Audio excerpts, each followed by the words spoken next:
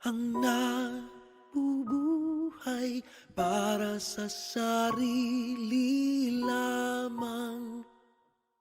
Walang sino man ang namamatay para sa sarili lamang.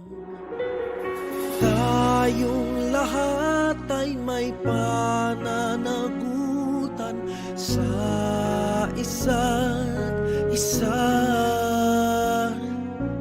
Tayong lahat ay tinipon ng Diyos na kapiling niya. Sa ating pagmamahalan at paglilingkod sa Kanya,